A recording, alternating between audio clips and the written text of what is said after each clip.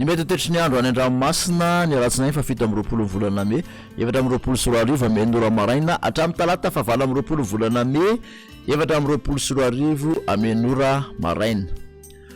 Misy ny filazana makasika ny fampitandremana ho an'ny morontsiraka zany hoe momba ny alin-drano. Aherin'ranomasina ary mety hatratra 3 ka hatramin'ny 4 metatra amin'iny morontsiraka atsimo andrefana, atsimo sy atsimo atsinanan'ny nosiny manomboka ny talata ary mifarana ny alarobia ho avy izao. Ny morontsiraka tena voakasika zay dia ny morontsiraka ao anelanelan'ny Morombe ka hatrany Vohipeno. Morontsiraka atsinanana tanjona bobaomby hatrany amin'ny tanjona angotsy. Isy tandrifin-drahona mahalana manakaiky ny antala omaina kosa anakafa. Ho avy atsimo ny rivotra ka ho 20 ka hatramin'ny 30 km isan'ora anondrapena aherin'ranomasina avy onja 2 ka hatramin'ny 2.5 metatra. Tanjona angotsy hatrany manoro omaina amin'ny ankapobeny ny andro. Ho avy atsimo ny rivotra ka ho 20 ka hatramin'ny 20 km isan'ora anondrapen'ranomasina avy onja 2.5 ka hatramin'ny 2 metatra. Manoratra amin'ny taolany aro isy tandrifin-drahona vitsy any atsimo mivanga in-drano andrahana ny tokotoko kosa any akafa.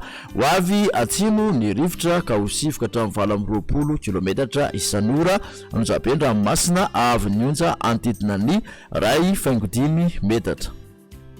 Atalany aratra any amin'ny tanjona vohimena andrahana ny tokotoko ny andro. Ho avy atsimo andrefana ny rivotra ka ho 20 ka hatramin'ny 20 km isan'ora anondrapen'ranomasina avy onja antidina ny 2 metatra. Morontsiraka andrefana tanjona vohimena hatrany amin'ny tanjona akaboa ibalika ny masoandro. Ho avy atsimo ny rivotra ka ho 20 ka hatramin'ny 20 km isan'ora hatratra 70 km isan'ora manakaiky any Morombe anondrapen'ranomasina avy onja 2 metatra. Tanjona akabo hatrany amin'ny tanjona vilan'andro ibalika hatrany masoandro. Ho avy atsimo ny rivotra ka ho 7 ka hatramin'ny 20 km isan'ora anondrapen'ranomasina avy onja 2.5 metatra. Tanjona vilan'andro hatrany analalava ibalika ny masoandro. Ho avy atsimo na atsimo andrefana ny rivotra ka ho 7 ka hatramin'ny 20 km isan'ora adiny mpanonja ny ranomasina avy onja antidina ny 2 metatra. Analalava hatrany amin'ny tanjona bobaomby ibalika ny masoandro. Iovaova kosa ny fitsokon'ny rivotra ka ho 7 ka hatramin'ny 20 km isan'ora adiny mpanonja ny ranomasina avy onja 2.5 ka hatramin'ny 2 metatra.